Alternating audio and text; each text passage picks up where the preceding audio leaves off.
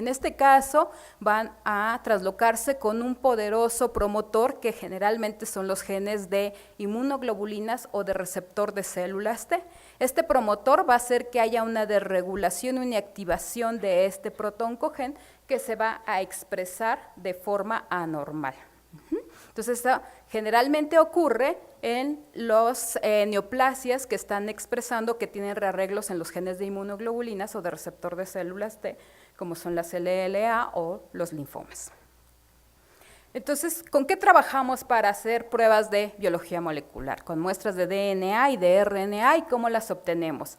Casi de cualquier tejido que tenga células nucleadas se puede hacer extracción de ácidos nucleicos, ya sea en muestras frescas o en muestras embebidas en parafina o incluso huesos, o también ya hay actualmente kits para hacer extracciones de células de mucosa oral, etcétera. Y lo más común es trabajar pues con lo que ustedes hacen, el aspirado de médula ósea o directamente con muestras de sangre periférica y tomadas con algún anticoagulante. Generalmente los biólogos moleculares piden las muestras tomadas con EDTA. A partir de cualquiera de esta fuente obtenemos el DNA o el RNA y lo primero que hacemos es evaluar su calidad. Esto lo hacemos a través de una electroforesis. Recuerden que la electroforesis, su principio se basa en un corrimiento por carga y por tamaño de moléculas, de tal forma que si nuestro DNA es adecuado, vamos a tener geles como estos que nos indican que el DNA es de alto peso molecular, y si nuestro RNA está íntegro, vamos a ver los representativos del RNA, que son las bandas de los ribosomales 28S y 18S que están en mayor cantidad. Una vez que tenemos nuestra muestra de ácidos nucleicos íntegro, pues podemos proceder a los procesos de detección de biología molecular. Bueno, el primero de ellos es la hibridación tipo Sauder. La hibridación tipo Sauder, que actualmente pues ya no es tan usada, pues bueno, se basaba en que el DNA genómico se corta con enzimas de restricción, que estas enzimas provienen de diferentes especies de bacterias y lo que hacen es cortar el DNA en diferentes fragmentos, ya que tienen un sitio de reconocimiento específico. Esto nos hace diferentes fragmentos que vamos a hibridar con una sonda también de DNA o de RNA.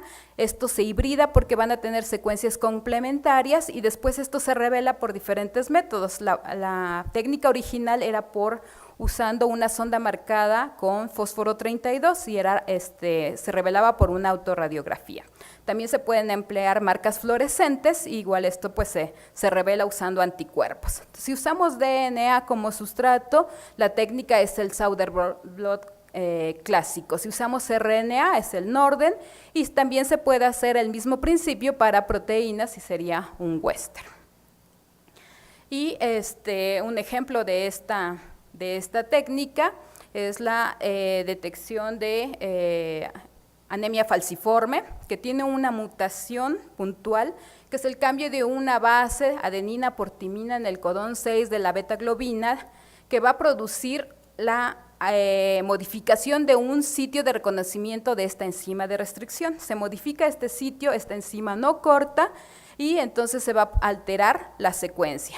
Esto lo podemos, el estudio es digiriendo el DNA del paciente con la enzima de restricción y haciendo la hibridación con una sonda marcada específicamente para esta secuencia, e incluso la técnica nos permite detectar portadores o de la mutación o el individuo afectado, ¿no? Siempre comparando contra un control normal.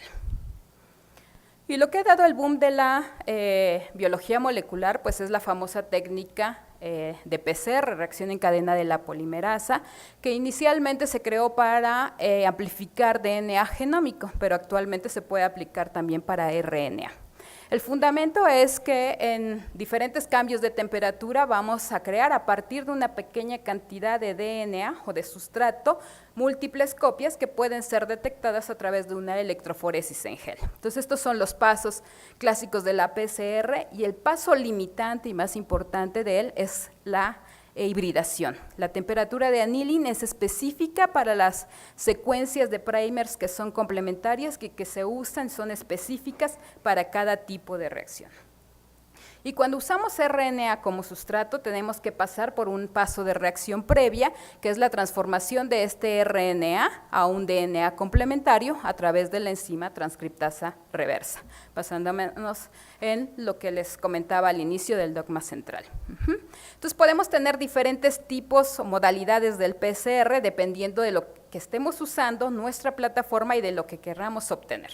El PCR simple es una sola reacción, un par de primers o cebadores y un solo producto que vemos por electroforesis en gel. Lo usamos para evaluar la calidad de nuestro DNA o para rearreglos simples. Por ejemplo, para ver en posttrasplante de médula ósea si el donador es de sexo opuesto al del paciente, para ver secuencias de los cromosomas X o Y. Para algunos genes de fusión se emplea el PCR simple, como el del linfoma de Burkitt o el folicular, o en algunas reacciones que son modificaciones del PCR, por ejemplo, las técnicas de las reacciones de alelo específico para ver mutaciones, también es una sola reacción, un solo par de primers y una sola secuencia. Otro tipo de PCR es el PCR múltiple. ¿Qué hacemos aquí? Aquí en el PCR múltiple metemos diferentes secuencias de oligos para observar en una sola reacción, en una sola corrida, en un solo gel, varios genes. Generalmente se mete un control que va a estar presente de un gen constitutivo que está presente en todas las muestras y es nuestro control de calidad de la muestra, y diferentes pares de primers para identificar diferentes secuencias. En este caso es un PCR de un BCR-ABL, que como saben tienen diferentes puntos de rompimiento a lo largo del gen BCR, entonces nos da diferentes tipos de transcritos y diferentes tipos de proteínas, y todos los conocidos pueden, o la mayoría de ellos, pueden ser detectados en un PCR multiplex. También hay PCRs múltiples, plataformas ya diseñadas para leucemias agudas. Sin embargo, en este caso, pues para leucemias agudas, tenemos tanto mieloides como linfoides, estos kits comerciales, y van a amplificar solamente con la secuencia que sea positiva. Y después, posteriormente, tenemos que comprobar que esa secuencia sea la correcta. Para leucemias agudas tenemos también varias modalidades. ¿Y cuál es la ventaja del PCR múltiple? Como les decía, es una sola reacción y esto es muy rápido porque pues en 2-3 horas ya está el resultado. Es de bajo costo porque es una sola reacción y nos es útil para amplificar tanto el gen control como los genes de fusión que nos interesa, y esto pues nos disminuye una reacción para el control de calidad. Y se usa principalmente en los estudios basales. ¿Cuáles son las desventajas? La desventaja más grande es la sensibilidad. El PCR múltiple tiene una sensibilidad baja. ¿Por qué?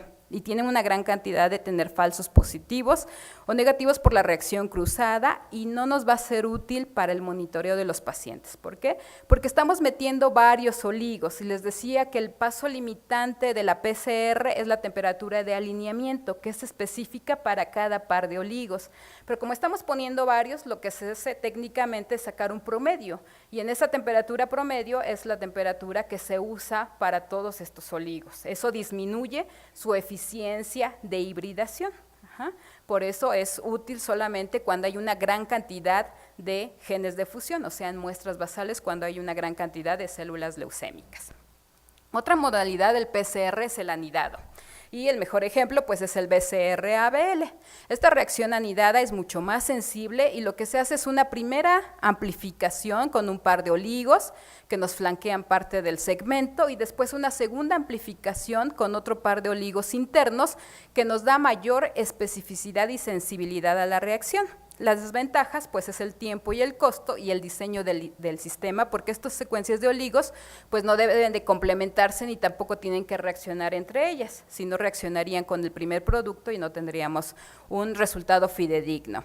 El tiempo, porque tendríamos que hacer una primera reacción de 2 horas, una segunda reacción de otras 2 horas y después el corrimiento electroforético. Ejemplos de esto, aparte del BCR-ABL, la mayoría de los genes de fusión se estudian por una PCR anidado, en este caso el linfoma folicular con la translocación 14-18, que también tiene 3 tipos de puntos de ruptura y nos genera la región mayor, menor o la región micro, y la podemos estudiar también por un PCR anidado.